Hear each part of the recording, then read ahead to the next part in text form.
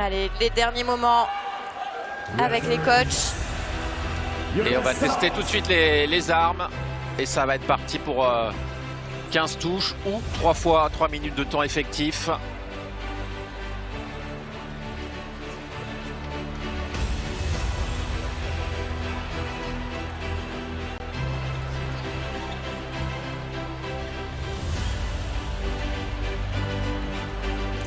Allez, regardez, on va prendre ses mains et on va ensemble. Allez, c'est parti.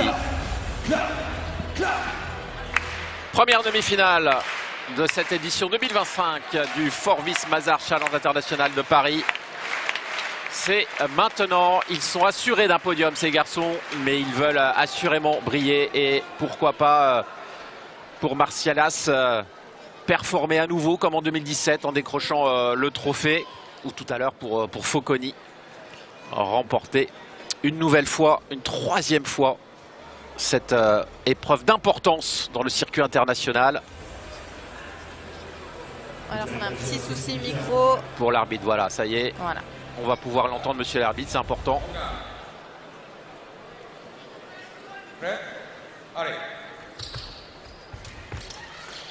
Allez, c'est parti directement, beaucoup de rythme.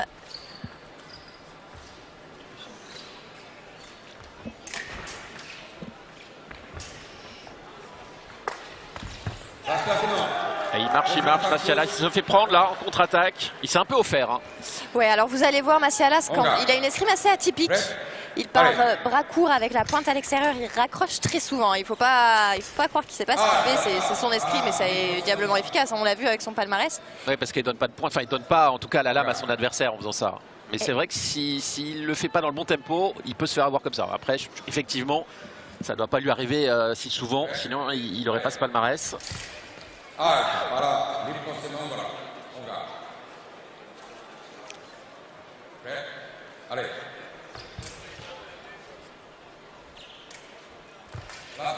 L'attaque pourtant repart de Massialas, mais il s'est retrouvé trop près.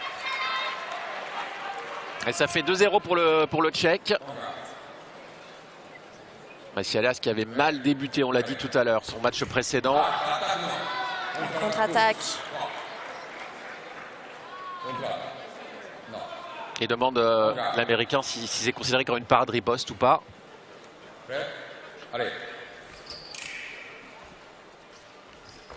Et voilà, il égalise de partout.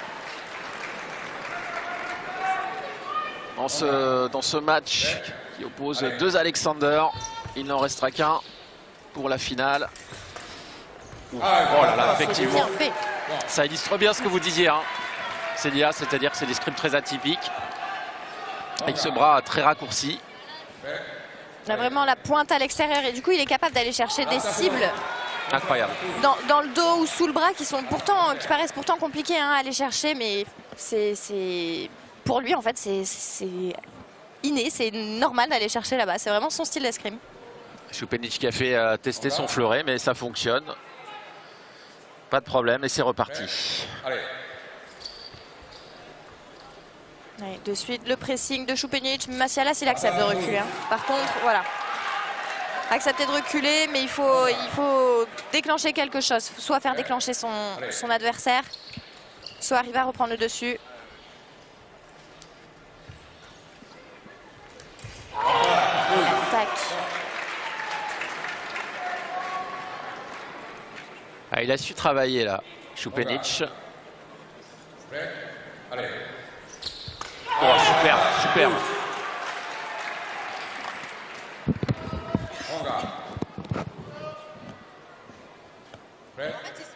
En fait, il se pose pas de questions, Šupenić. Il a son plan de jeu, il a l'action qu'il veut faire. Je pense qu'au pré-aller, il est déjà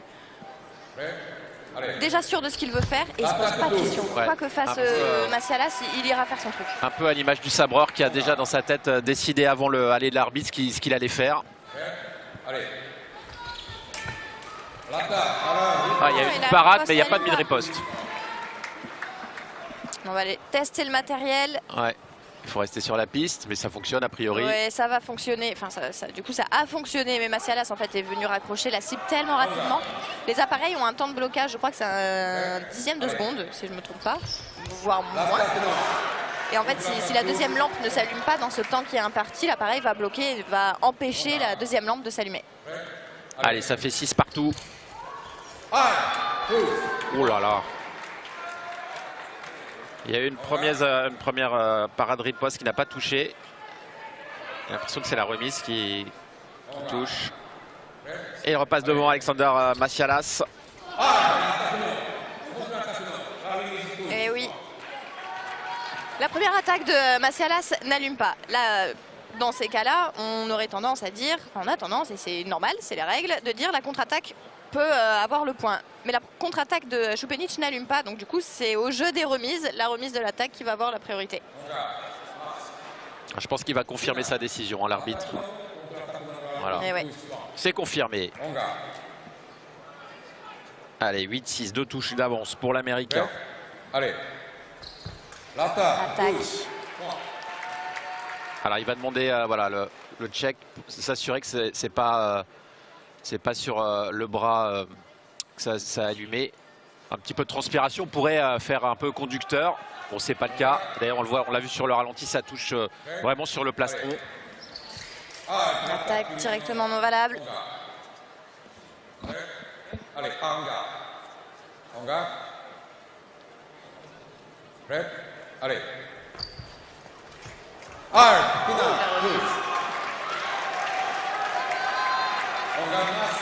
la touche qui a été portée alors que les deux athlètes étaient en train de sauter, ils n'étaient pas sur la piste. Et encore une remise, vous voyez, il reste loin, mais avec la pointe devant, le bras allongé pour pouvoir venir, si possible, mettre une remise.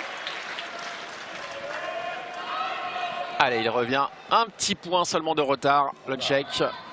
9-8.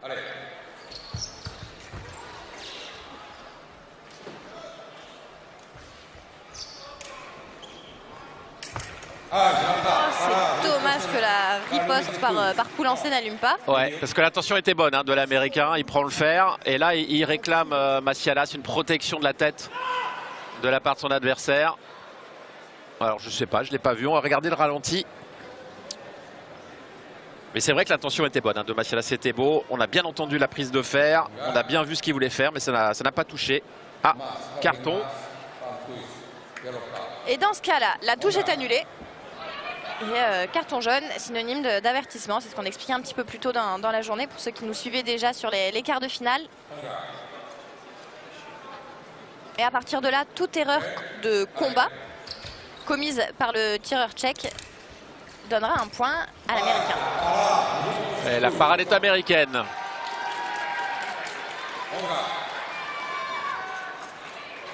Ah, il est intense ce match. On a fait 1 minute, même pas 1 minute 30 de match et on est déjà à 10-8. Alors est-ce que c'est une attaque au fer? C'est une attaque effectuée en prenant le fer ou pas? La vidéo.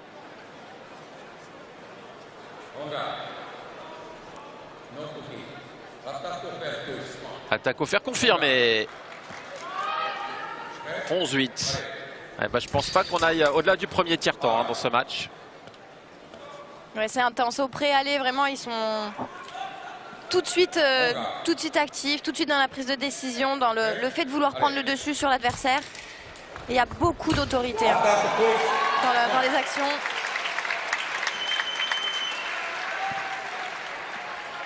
Et vraiment, Massialas, je le trouve assez épatant là. Il y a peut-être un petit souci de distance à régler sur certaines touches, mais en termes de cible et vraiment d'action et de prise de décision, c'est très juste. Ouais, et puis on voit qu'il est capable de changer de cible à tout moment. Enfin, c'est très fort ce qu'il fait. Mais c'est un jeu qui ne laisse pas la place à l'erreur. Il faut vraiment aller jusqu'au bout.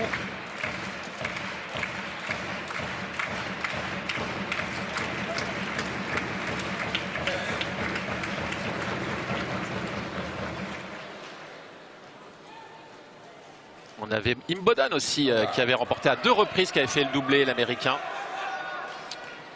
2015-2016. C'est incroyable parce que là on a l'impression qu'il va se faire prendre, qu'il va se faire piéger en marchant comme ça à bras courts et pas du tout. La pointe de l'adversaire passe à côté de la cible.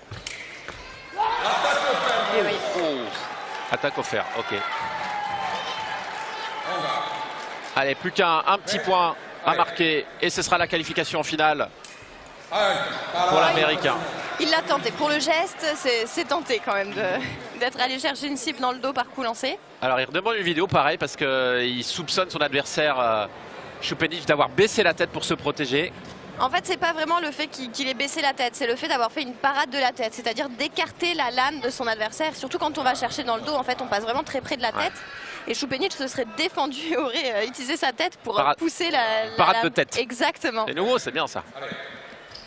Et c'est pour ça qu'il a été sanctionné sur il y a quelques touches déjà. Allez, la contre-attaque qui touche à nouveau pour le Tchèque, qui est mené quand même encore de 4 touches. Il suffit d'une touche pour l'Américain. Voilà, c'est fait. Massialas est en finale à nouveau. Lui qui avait remporté ce même tournoi en 2017. Il y avait eu donc 3 succès, 3 compétitions, 3 challenges internationaux de Paris remportés successivement par un Américain. Alexander Massialas va-t-il parvenir à faire le doublé comme son compatriote Ray Simboden, qui a pris sa retraite aujourd'hui. Eh ben, ça a été un match rapide, hein, Célia. Ah oui, 1 minute 30, 15-10. Ça a été intense, mais on le voyait au pré-aller, ça allait vite. Et vous avez vu hein, ce style pas du tout académique de l'Américain. On va avoir 2 autres tireurs présents sur la piste qui seront eux dans un style différent. Dans quelques instants, alors qu'on voit les plus jolis ralentis de cette rencontre. C'est joli hein, quand le stade est simplement éclairé au-dessus de la piste comme ça et que le reste est dans la pénombre. Ça donne vraiment de jolies images.